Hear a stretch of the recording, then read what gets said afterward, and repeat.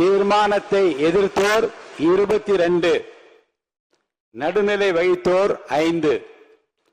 தீர்மானத்தை ஆதரித்தோர் அதிகமாக இருப்பதால் மாண்புமிகு முதலமைச்சர் அவர்களின் தீர்மானம் நிறைவேறியது, வெற்றி பெற்றது.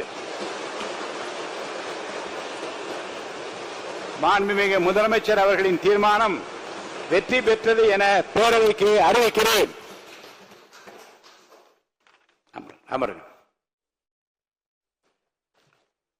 இந்த மகிழ்ச்சியான தருணத்தில் பேரவை தலைவர் என்கின்ற முறையில் என்னுடைய நல்வாழ்த்துக்களை மாண்புமிகு முதலமைச்சரின் அமைச்சரவைக்கும் அமைச்சருக்கு நான் தெரிவிக்க கடமைப்பட்டிருக்கிறேன்.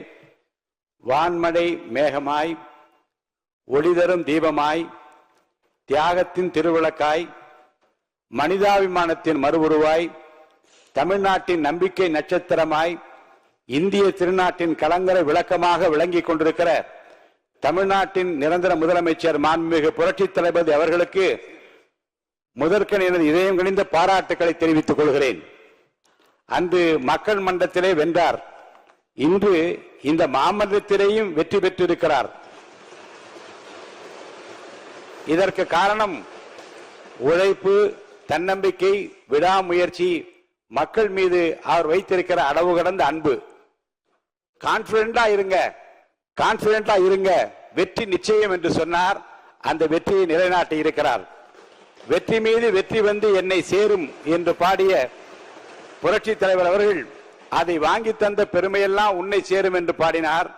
இன்று முதல்வர் சொல்வார், வெற்றி மீது வெற்றி வந்து என்னை சேரும், அதை வாங்கி தந்த பெருமையெல்லாம் மாமன்ற உறுப்பினர்களே உங்களை சேரும், அதை வாங்கி தந்த பெருமையெல்லாம் தமிழ்நாட்டு மக்களே உங்களை சேரும் என்பார்.